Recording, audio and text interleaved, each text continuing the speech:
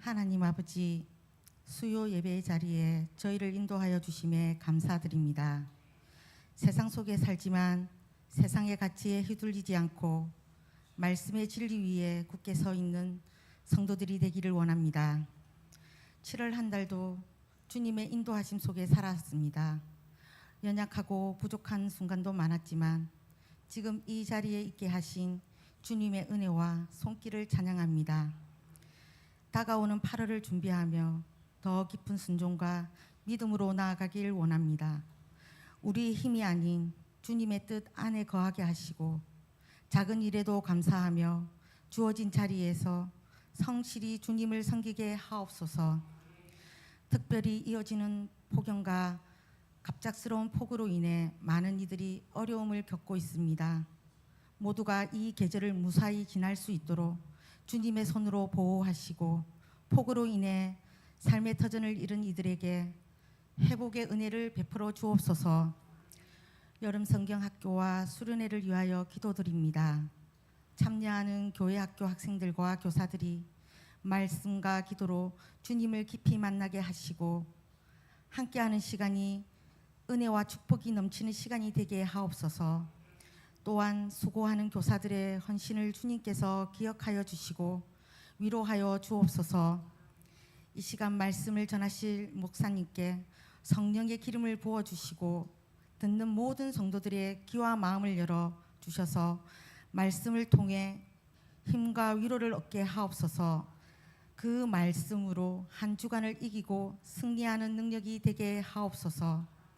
이 모든 말씀 예수님의 이름으로 기도드립니다. 아멘.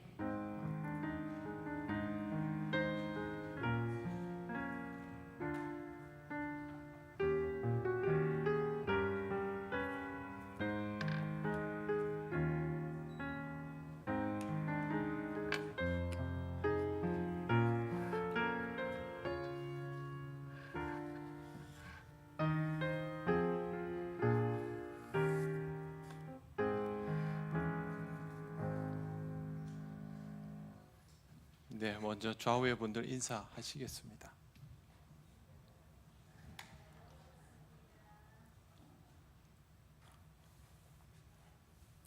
날씨 더운데 옆에 분들 얼굴이 멀쩡하십니까?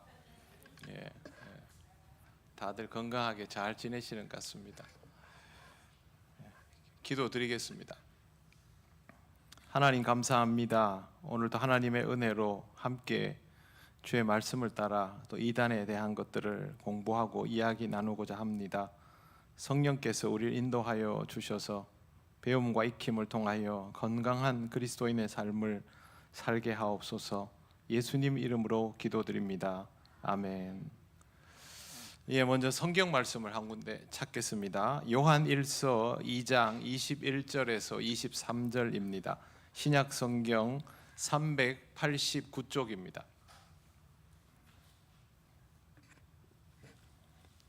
신약 성경 389쪽 요한 1서 2장 21절부터 23절까지입니다.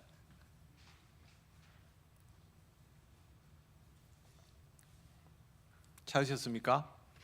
예, 같이 읽겠습니다. 내가 너희에게 쓰는 것은 너희가 진리를 알지 못하기 때문이 아니라 알기 때문이요 또 모든 거짓은 진리에서 나지 않기 때문이라. 거짓말하는 자가 누구냐? 예수께서 그리스도이심을 부인하는 자가 아니냐? 아버지와 아들을 부인하는 그가 적 그리스도니 아들을 부인하는 자에게는 또한 아버지가 없으되 아들을 시인하는 자에게는 아버지도 있느니라. 아멘. 네, 이 공부를 하는 동안 이 성경 구절을 읽고 시작을 하겠습니다. 제가 해마다 8월이 되면 이단에 관한 내용을 하기도 하고 또 교단에 관한 설명도 드린 적이 있고 지난해는 요리문답도 했습니다. 원래는 처음에는 그냥 전체적으로 복습하는 의미에서 이단들에 대한 설명을 좀 할까 하다가 좀 더 구체적으로 알아보는 것이 좋겠다라는 생각을 하고 있던 차에 요즘 이단들이 많이 입에 오르내려서 좀 더 공부를 하고 여러분들에게 이 내용을 전하려고 준비를 해 왔습니다. 요즘 여러분 귀에 제일 많이 들리는 이단이 누굽니까? 신천지, 또 여호와의 증인, 통일교. 뉴스에는 통일교가 요즘 제일 많이 나오고 있습니다. 이단에 관해서 우리가 사실은 그들과 직접적으로 접촉하지 않으면 굳이 교리를 알 필요가 있을까? 그들에 대해서 공부를 할 필요가 있을까라는 생각을 좀 합니다. 그런데 지금 한국 사회에 생각보다, 우리가 생각하는 것보다 이단이 미치고 있는 영향이 굉장히 큽니다. 사실상 지금 보면 교회보다 이단의 위력이 더 크다고 느껴지기까지 합니다. 그렇기 때문에 좀 들여다볼 필요가 있어졌습니다. 먼저 말씀을 드리려는 이단은 통일교입니다. 통일교는 문선명이라는 인물에 의해서 시작이 됐습니다. 문선명은 1920년생이고요.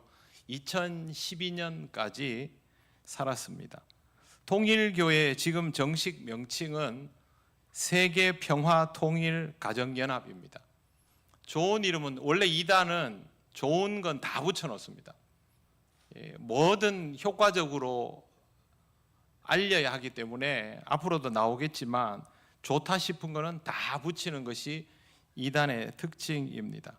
통일교에서는 문선명을 메시아 재림주로 여겨왔습니다. 통일교는 1954년에 창립이 되었으니까 6.25 전쟁이 끝나자마자 생겨났다고 보면 됩니다. 통일교의 최초 설립 취지는 기독교의 통일입니다.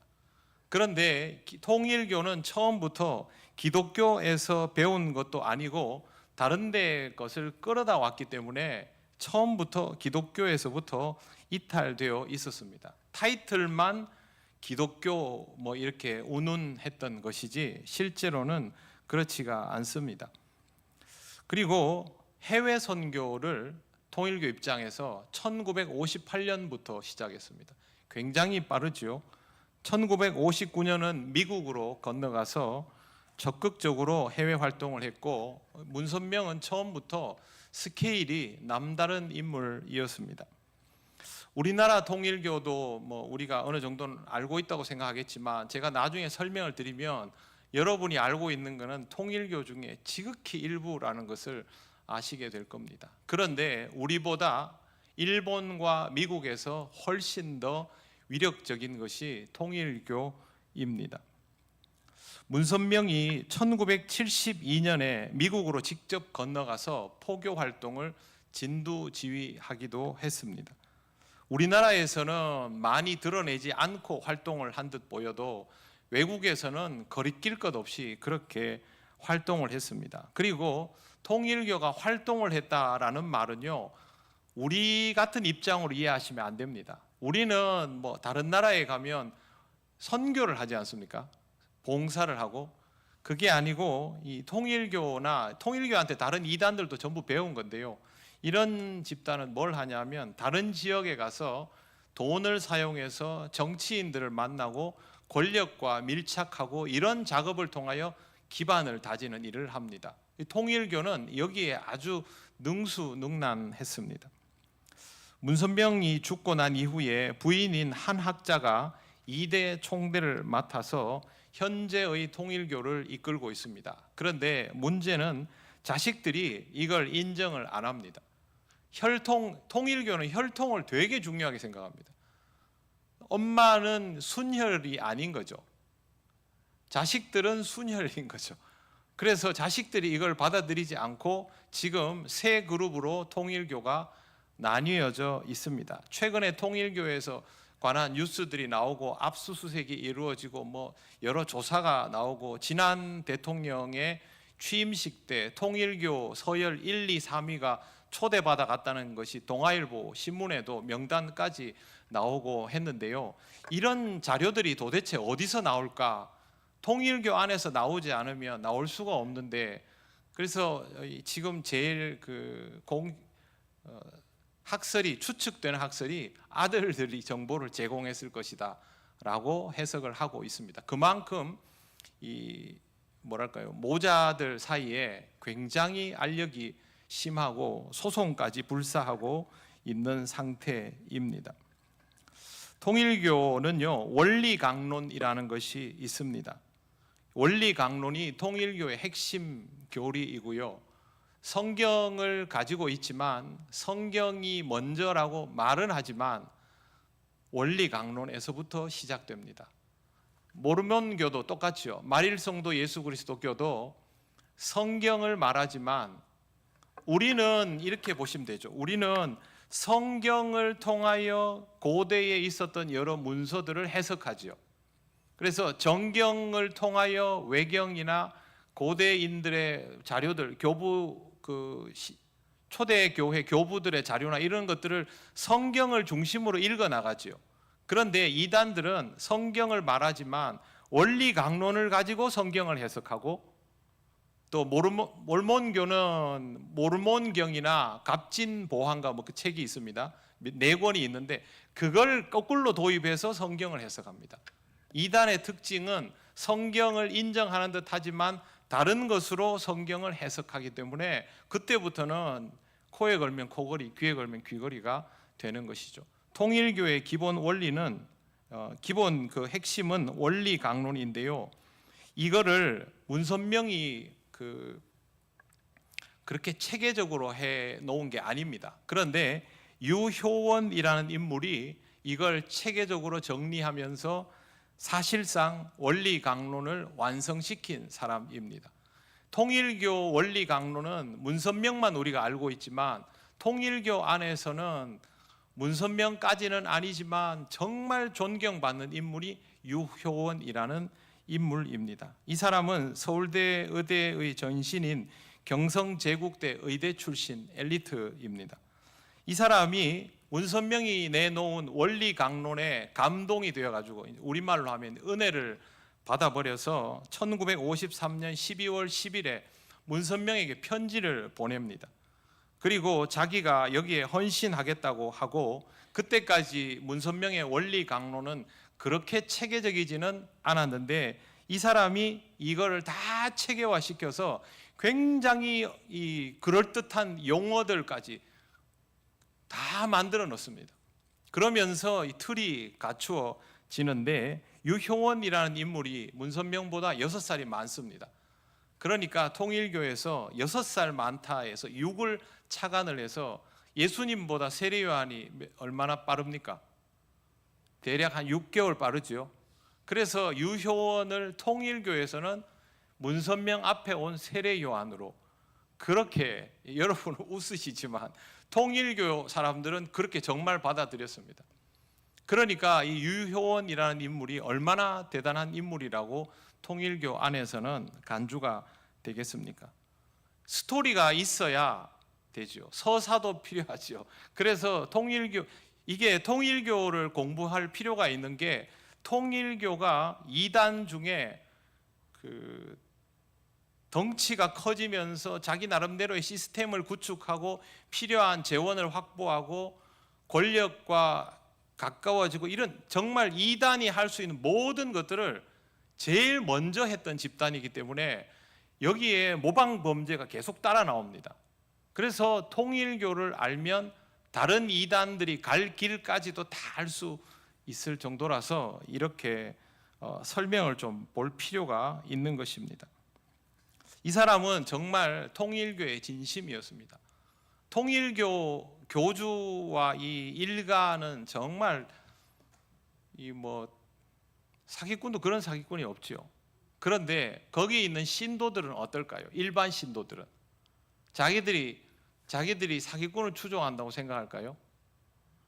굉장히 순전한 마음으로 다니는 사람들이 절대 다수입니다. 얼마나 불쌍합니까? 그런데 웃기는 건 이 유효원이라는 인물도 진심이었습니다. 그래서 문선명이 죽고 난 이후를 걱정했습니다. 아니나 다를까 문선명이 죽고 나니까 정말 통일교가 엉망이 되었죠. 그런데 돈은 다 그대로 있지 않습니까? 그래서 이게 끝이 안 나고 지금 1라운드, 2라운드, 3라운드 계속 진도가 나가고 있는 것입니다. 문선명과 그 일가는 혈통적으로 거룩한 혈통입니다. 신의 혈통입니다. 쉽게 얘기해서 우리 인간으로 보면 안 됩니다. 통일교 입장에서 이 사람들은 신의 혈통입니다. 그렇기 때문에 여기에 대놓고 가타부타를 못합니다. 물론 이 최측근들은 실체를 알죠. 통일교의 교주 혈통을 제외한 최측근들, 그 중에는 뭐 이 교리를 완성시키는 그런 이제 브레인도 있을 것이고 또 그 전문 경영인도 있습니다. 통일교 안에는 이 사람도 서열이 세 손가락 안에 듭니다. 이런 사람들은 이 집안의 실체를 압니다. 그런데 자기들에게 권력이 있잖아요. 굳이 그걸 들춰낼 이유가 없죠. 그걸 들춰내면 자기 권력도 사라지기 때문에, 그래서 그런 사람들을 제외한 일반 신도들은 정말 신의 혈통이라고 믿습니다. 구약 시대에 나오는 이집트의 파라오를 이집트 사람들이 신의 아들이라고 받아들이는 것 그 이상이라고 생각하시면 될 것입니다. 통일교는요, 신구약 성서를 경전으로 받아들이지만 핵심은 원리 강론이라고 말씀을 드렸습니다. 교리를 간단히 설명을 드리면요, 창조 원리가 있습니다. 통일교는 하나님을 양성과 음성, 거룩한 상과 형상, 그 다음에 이런 것들의 중화적 존재, 통일적 존재라고 봅니다. 기독교도 서양에서, 원래 기독교는 서양이 아니지만 기독교가 서양을 통해서 동양으로 오다 보니까 서양이 가지고 있는 사상적 그 영향이 굉장히 큽니다. 서양은 이분법적 구조입니다. 이원론입니다. 선과 악, 동쪽과 서쪽, 남자와 여자 다 이렇게 대칭하는 구조이고, 원래 유대인들은 이론론적인 구조입니다. 그런데 이 통일교가 이런 이원론적인 구조를 그대로 가지고 있습니다. 그리고 이 이원론적인 구조에서 하나님을 중화적 존재, 통일적 존재, 그렇게 해서 만물의 어버이라고 믿습니다.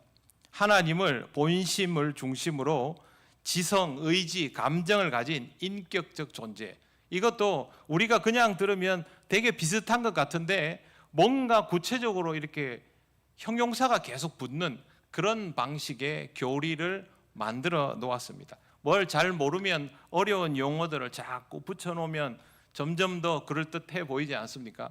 그런 것들이 이단들에게는 항상 있습니다. 창조 목적은 우리랑 똑같습니다. 우리는 사람의 제일 되는 목적이 뭡니까? 하나님을 영화롭게 하는 거죠. 통일교도 그런 방식으로 합니다. 하나님이 인간과 만물을 창조한 목적은 기쁨을 얻기 위함이다. 그런데요, 사랑의 상대를 통해 기쁨을 얻기 위함, 이렇게 합니다. 그러니까 여기서 상대적 논리가 들어갑니다. 인간이 하나님의 사랑을 받고 만물을 주관하고 하나님을 닮은 개성을 만들어서 그 다음에 가정을 이루고 살아가도록. 가정이란 말이 통일교에서는 굉장히 중요해지는데, 그런데 이 가정이라는 단어가 그냥 들어가는 게 아니고요, 그 양성, 음성 뭐 이런 게 들어갑니다. 음양, 그리고 남녀의 관계, 이런 것들이 통일교에서는 굉장히 중요한 동력이 됩니다. 교리 안에 그런 것들이 들어가 있도록 되어 있습니다. 인간이 타락한 원인을요, 통일교는 아담과 하와의 타락을 불순종이라고 해석을 하지 않고 성적인 타락의 관점으로 해석을 합니다. 그 사탄이 나오죠. 뱀이라고 해서 나오는 사탄이 하와를 유혹하잖아요. 근데 통일교에서는 천사장 루시엘이 하와를 유혹한 것으로, 이거를 성적인 관계를 맺은 것으로 해석합니다. 그러니까 통일교는 이쪽에 굉장히 민감한 거예요. 우리는 교리를 설명함에 있어서 성경에 남과 여자가 나오고 부부가 되고 뭐 연합하여 한 몸을 이루고 이런 표현들을 사용해도 그거를 굳이 성적인 표현들을 사용해서 설명하려 들지는 않잖아요. 그러나 통일교는 그렇게 하지 않습니다. 루시엘이 하와를 유혹해서 영적인 타락이 일어났는데 이 영적인 타락이 둘이 관계를 통해서 일어난 것이라고 해석을 하고 그 죄를 가지고 하와가 아담을 유혹해서 다시 육체의 타락이 일어난다고 봅니다. 그래서 통일교는 인류를 사탄의 혈통이라고 봅니다. 하와가 사탄과 잠자리를 같이 해서 그런 혈통이 나서 우리가 사탄의 자식인 거죠. 성경을요 절묘하게 그렇게 틀어서 해석을 합니다. 인간이 사탄의 혈통을 물려받아서 원죄가 발생한 겁니다. 여러분 뭐가 진짜인지 가짜인지 헷갈려 버리면 안 됩니다. 하나님에게 불순종한 것으로 인하여 원죄가 발생하고 하나님과의 관계가 단절된 건데 통일교는 그 방식이 아니죠. 기독교의 원죄와는 다른 것이고요. 이것이 계속 그 거룩하지 못한 혈통의 성적인 관계를 통하여 거룩하지 못한 혈통이 계속 내려가는 거예요. 그러면 계속 사탄의 자식입니다. 이 사탄의 자식의 문제를 극복하려면 누군가가 필요한 거예요. 그래서 이 극복을 위하여 메시아를 보내는데 예수 그리스도께서 오셨잖아요. 그런데 예수님이 십자가에 못 박혀서 죽어버렸기 때문에 육체로서의 구원을 완성을 못했다라고 해석합니다. 예수님이 부활하심을 통하여 하나님의 구원을 이루셨다 그러면 뭐가 더 필요가 없지 않습니까? 그럼 자기가 등판을 못하죠. 그렇죠? 자기가 메시아가 되려면 빌드업이 필요하잖아요. 그러면 예수님이 결함이 있어야 되는 거예요. 그 결함을 어디에서 찾았느냐? 인간적인 눈으로 보니까 약점이 마음에 안 드는 게 뭐였냐 하면 예수님이 십자가를 지고 죽어버린 거예요. 우리도 예수님께서 굉장히 짧고 연약한 신앙으로 보면 예수님이 십자가에서 죽으신 것이 인간적으로 보면 답답한 일이잖아요. 유대인들이 예수님 보고 뭐라 그럽니까? 십자가에서 내려오라 하잖아요. 인간은 예수님이 십자가에서 죽는 것을 원하지 않아요. 예수님이 이 땅에서 승리자가 되고 면류관을 쓴 군주가 되어서 세상의 죄인들과 악인들을 다 격퇴하고 하나님 나라를 여기서 구성해 줘야 되는데 예수님이 그렇게 안 하고 무기력하게 십자가에 달려 죽었단 말이죠. 그거는 우리의 죄를 다 뒤집어 쓰시기 위해서 그렇게 한 것인데 인간적인 입장에서는 이게 마음에 안 드는 겁니다. 그러면서 예수님은 구원 역사에서 육체의 구원에 대하여서 실패한 존재, 그리고 이 구원에 실패한 것을 해결하기 위해서 오시는 이가 누굽니까? 문선명이가 되는 거예요. 빌드업이 정말 예술이죠. 제가 우상에 대해서 항상 설명을 드릴 때 우상 숭배자들은 이단 사이비는 사람들이 원하는 방식으로 스토리를 끌고 갑니다. 기복신앙이 왜 나오겠습니까? 사람들이 원하는 방식의 것들을 만들어서 부응해 주는 것이 기복신앙이거든요. 똑같은 방식으로 통일교가 그런 식으로 합니다. 그래서 재림 메시아이고 참 부모가 여기에 등장하게 됩니다. 예수님이 이루지 못한 육적인 구원과 모든 인류의 혈통이 회복되게 하려면 재림 메시아가 이 땅에 와야 되고 문선명이가 그 역할을 한다라는 겁니다. 와이프까지 합쳐가지고 참 부모라고 추앙을 하고, 그러면 문선명이가 참 부모의 자격으로 신도들을 다시 기도해주고 안수해주면 사탄의 혈통에서 이리로 되돌아오는 거예요. 그리고 실제로 문선명이가 이 과정에서 많은 여신도들을 건드려가지고 굉장히 심각한 문제들도 양산되었죠.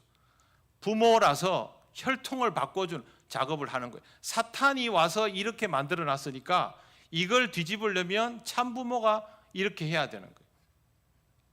그런데요, 사람들이 여기 넘어갑니다. 왜 넘어갈까요?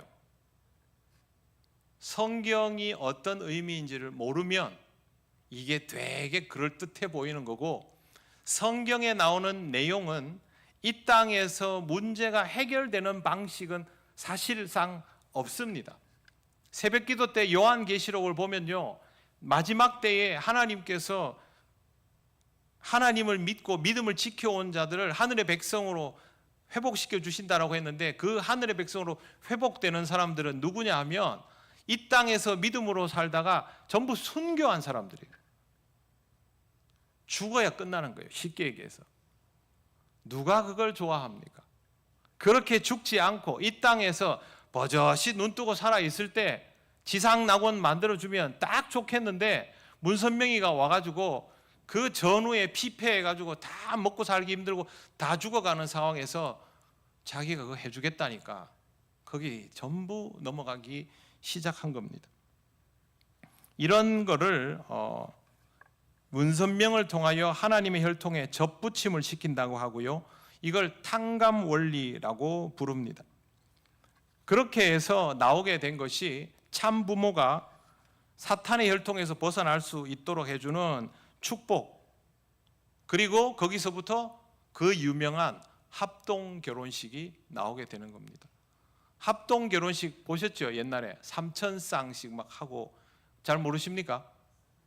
통일교가 대한민국 웬만한 체육관이란 체육관은 다 세를 내 가지고 합동 결혼식하고, 심지어 일본에 있는 일본 여인들이 우리나라에 와가지고 우리나라 남자들하고도 합동 결혼식하고 그런 일들도 많았습니다. 실제로 우리나라에서 그렇게 살아가는 분들도 많이 있습니다. 이 합동 결혼식이 그냥 강제로 지목해서 하는 겁니다. 너랑 결혼해, 이렇게 하는 겁니다.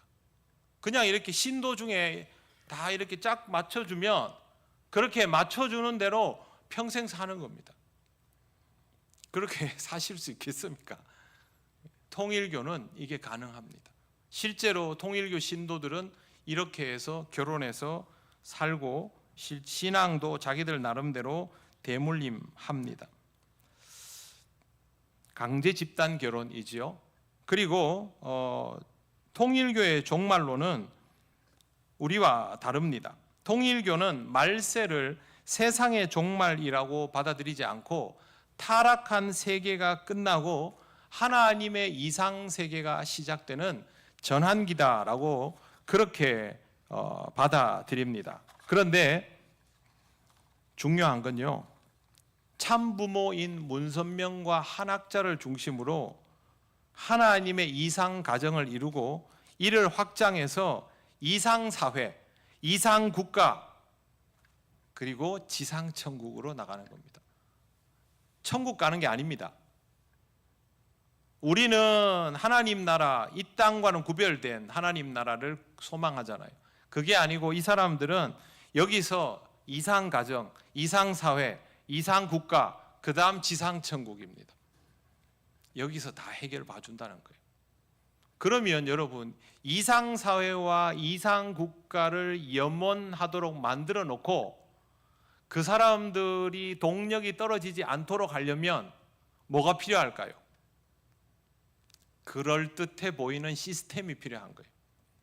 그래서 통일교는 포교 활동하고 교인 신도들 모아서 집회하고 그런 것만 하는 게 아니라 시스템을 구축합니다. 거대하게. 그러면 통일교 신도들은 그 통일교 시스템 아래서 통일교 신도만 누릴 수 있는 뭔가를 계속 누릴 수 있게 될 거 아닙니까? 예를 들어서 삼성그룹에 입사하는 거 굉장히 어렵잖아요. 삼성맨이 되고 나면 어떻습니까?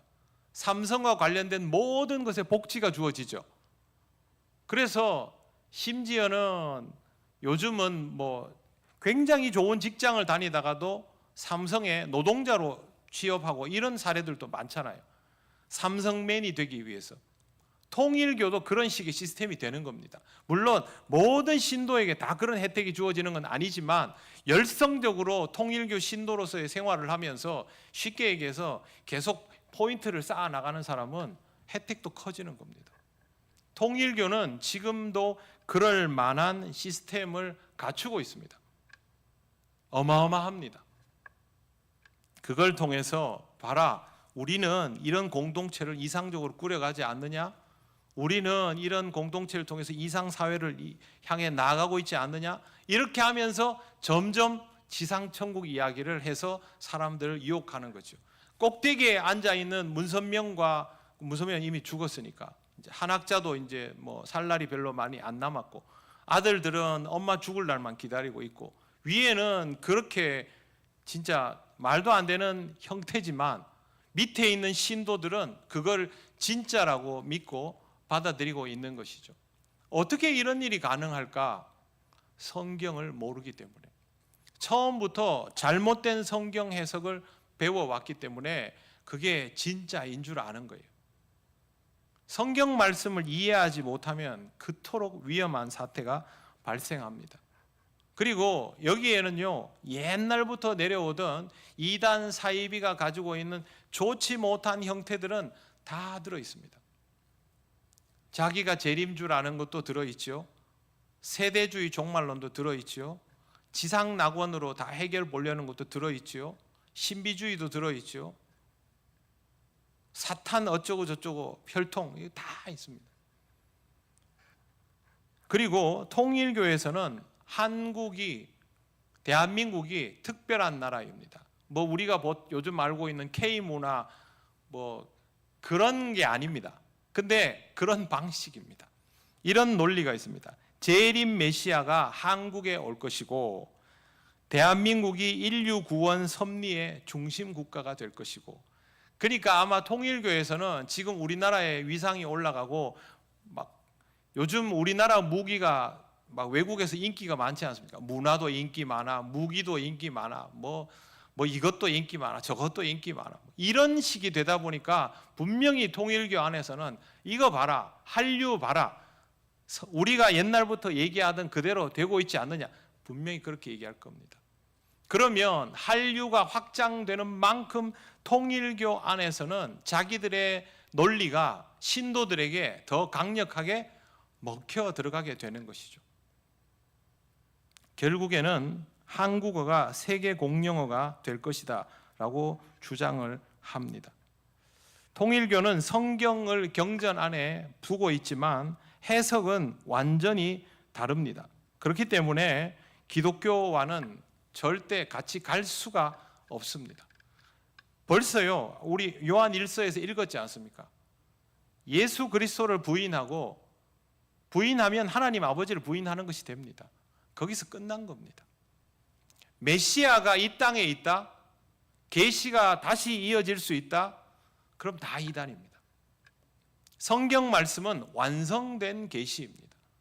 예수 그리스도가 이 땅에 오셔서 십자가를 지고 죽으신 것은 인간적인 눈으로 보면 우리가 바라는 방식의 구속은 아닐지 몰라도 하나님께서 이루시는 가장 완벽한 대속입니다. 그래서 더 이상의 구원을 위한 추가 행위가 필요치 않습니다. 예수 믿고 구원받는데 우리의 노력으로 구원받습니까? 은혜로 구원받지 않습니까? 필요가 없는 거예요. 그런데 이 사람들은 희한한 논리를 가지고 그걸 전개해 나가는 겁니다. 통일교는 좀 전에 설명드린 것처럼 자기들 시스템을 구축하기 위해서 사회활동을 굉장히 많이 합니다. 여기서 크리스천들이 통일교가 사회활동을 하면 되게 가소롭게 봅니다. 저 사람들이 포교활동을 하려고 여기저기 뭘 만들어 놓고 사회활동도 하고 자기들이 되게 좋은 이미지를 보이려고 하는구나. 여러분 보통 그 정도 생각하시지 않습니까? 그게 아닙니다. 자기들이 사실상의 국가 안에 국가 시스템을 만들어 놓기 위해서 이런 사회활동을 하는 겁니다. 절대 가볍게 볼 것이 아닙니다. 여러분이 한번 들어보시면 알만한 것들이 있을 수도 있어서 제가 한번 설명을 드려보겠습니다. 사회봉사 및 자원봉사단체인데요, 자원봉사단체 사단법인 애원이라는 것이 있습니다. 1994년에 시작된 자원봉사단체인데 무료 급식, 무료 진료, 물품 지원, 재능 기부, 국제 구호까지 합니다. 그리고 국제의료봉사단도 따로 있습니다. 통일교에 속한 의사나 간호사들이 계속해서 로테이션으로 여러 지역에 가서 의료 봉사를 하죠. 신천지와 통일교는 우리나라에서는 이단이라고 딱 찍혀 있어서 눈치를 좀 보는 편이지만 외국에 나가면 신천지와 통일교의 인기는 특히 아프리카, 이 동남아시아 지역에서는 막강합니다. 엄청난 자금을 동원해서 거기에 있는 정치 권력자에게 자금을 대주기도 하고 구호 물품을 막 도배를 하기 때문에 그 지역 사람들은 진짜 하나님이 보낸 천사인 줄 압니다. 우리는 전도를 하려고 하면 절차가 얼마나 복잡합니까? 교회마다 헌금을 하고 그 헌금을 재정을 모아서 또 선교팀을 꾸리고 파송을 하고 힘들게 시간을 내서 가도 통일교 그런 거 없습니다. 신천지도 그런 거 없습니다. 갔다 와 그러면 한 집단이 함께 막 갑니다. 그쪽 지역에 가가지고 제일 큰 체육관 하나 빌려가지고 통째로 세를 내서 그 안에서 잔치를 막 정말 정신없도록 해주고, 그러니까 위력이 막강할 수밖에 없는 것이죠.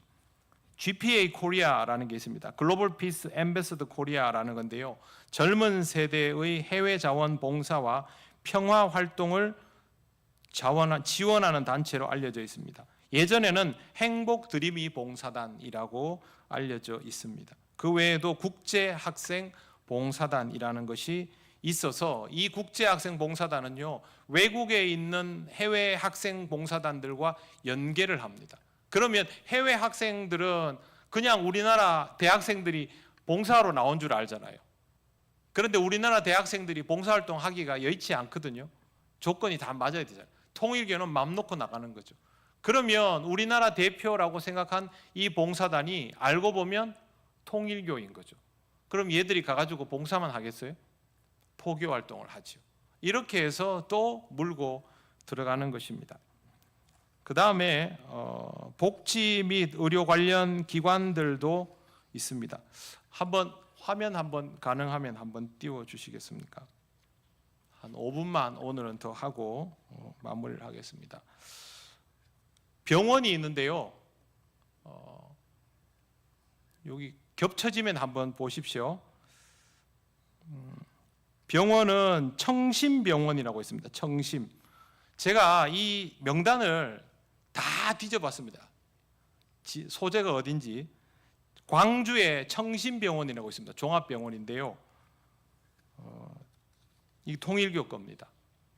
청심빌리지, 이거는 경기도 가평에 있습니다. 복지시설인데요, 경기도 가평 설악면 미사리 이러면요 거의 통일교 땅이라고 보시면 됩니다. 서울에서 40분밖에 걸리지 않은 곳에 노인 복지시설이 있습니다. 입지가 얼마나 좋습니까? 그러니까 가능하면 가고 싶어 하겠죠.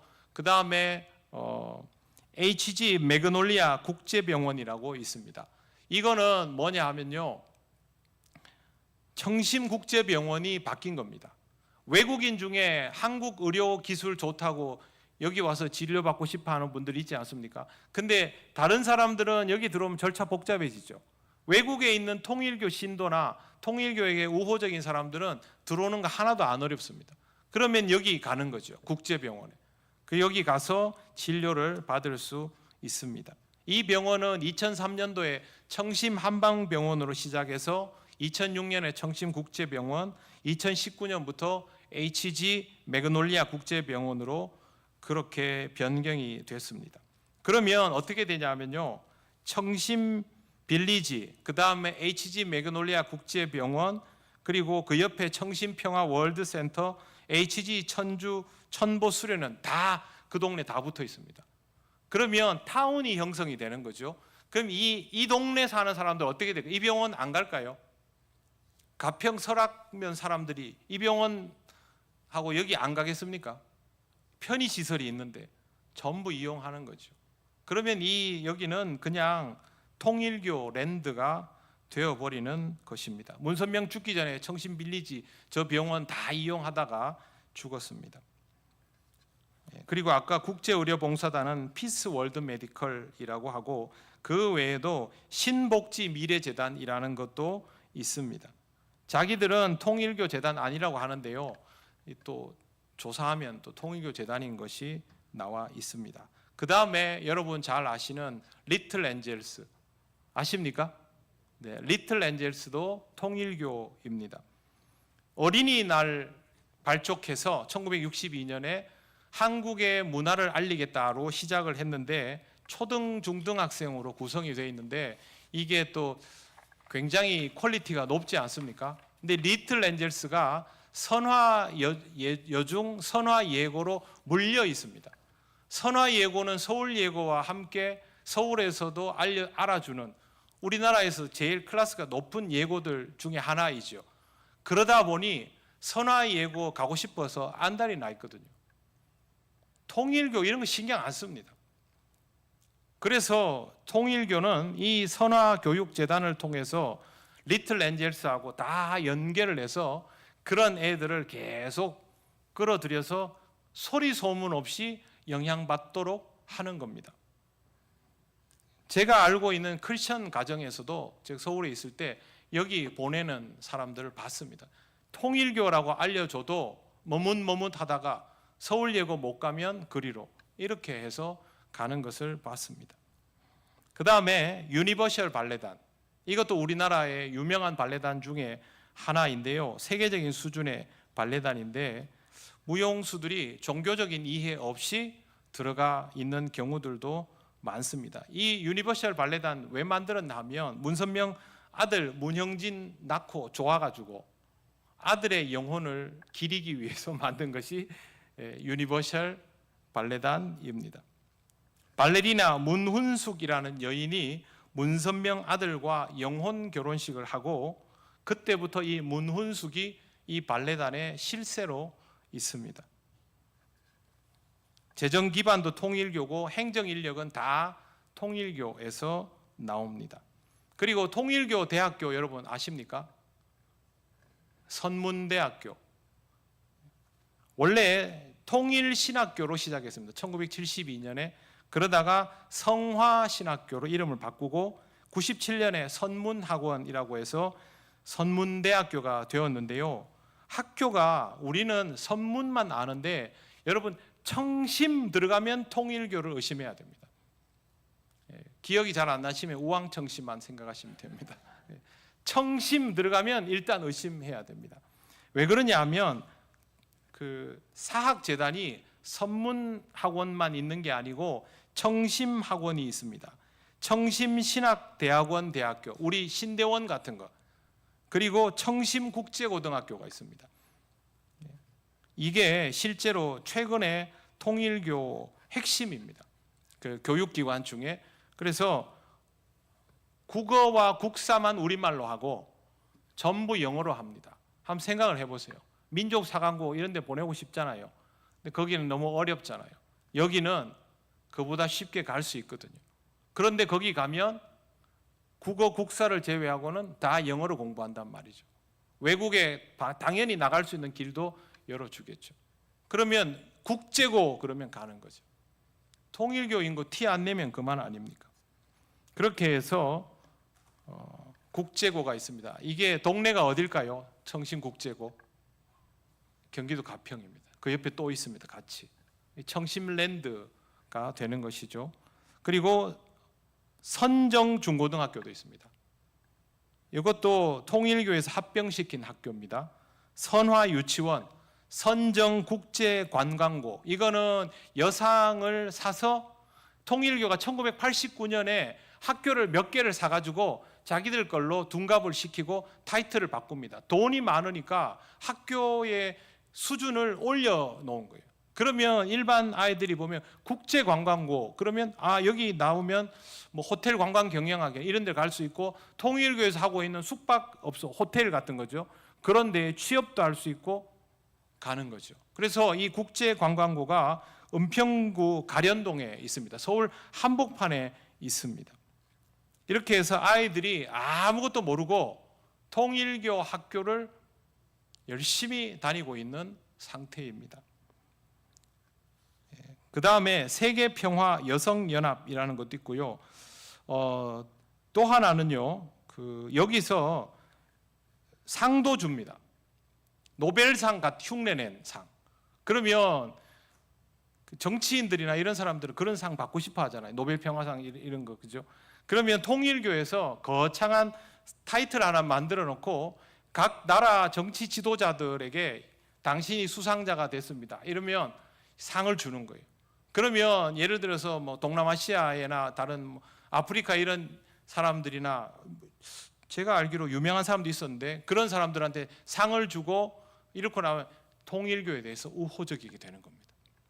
그걸 이용하는 겁니다. 제가 지금 말씀드린 거는요, 기업체는 다 빼고 말씀드린 겁니다. 시간이 다 돼서 기업체는 다음 주에 설명을 드릴 텐데 기업체는 더 많습니다. 이것만 해도 어마어마하지요. 그런데 통일교가 뻗어 놓은 영역은 제가 지금 설명드린 거는 국내 중에서도 한 3분의 1 정도만 설명을 드렸습니다.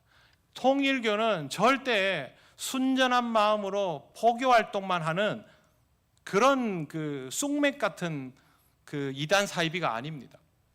시작은 작았을지 몰라도 지금은 거대하고 권력화되어 있고 그리고 쉽게 망하지도 않습니다. 나라를 흔들 수 있는 힘을 가지고 있습니다. 우리나라뿐만이 아니고요, 일본, 미국에도 엄청난 영향을 미치고 있습니다. 그거는 다음 시간에 한번 설명을 드리겠습니다. 오늘은 우선 여기까지만 하겠습니다. 통일교 기업들도 여러분이 알아두셔야 되는 게, 저도 이 공부를 하면서 봤는데 우리가 생각지도 않고 전부 여러분 아는 거 맥콜밖에 없죠. 그죠? 초정 탄산수 맥콜 그 정도가 아닙니다. 훨씬 더 많이 있습니다. 그래서 이 부분에 대해서도 좀 경계를 가지고 있어야 할 필요가 있습니다. 이단을 여러분 가볍게 보지 마십시오. 그리고 통일교가 이와 같은 길을 걸어왔기 때문에 다른 이단들도 전부 통일교를 모방해서 이런 방식으로 커 나가고 싶어 합니다. 그걸 제일 잘 따라한 데가 신천지입니다. 그래서 좀 경계심을 가지고 보면 좋겠습니다. 네, 오늘은 우리 여기까지 하고 제가 기도드리겠습니다.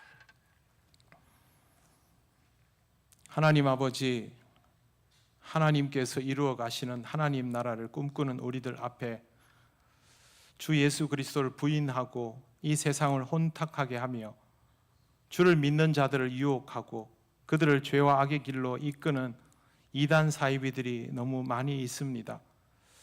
우리가 그들 앞에서 더 건강한 믿음으로, 건강한 주님의 몸으로 세워지며 하나님 부르시는 그날까지 믿음 잘 지키며 살아갈 수 있길 원합니다.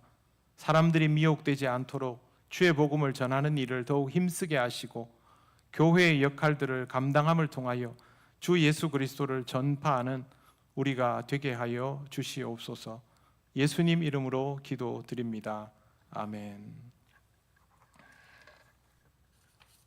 네, 교회 소식 전하겠습니다.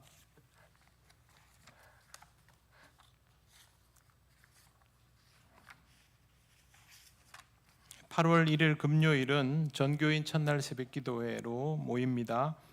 8월을 시작할 때 한마음으로 함께 주의 말씀 안에서 기도하며 시작하면 좋겠습니다.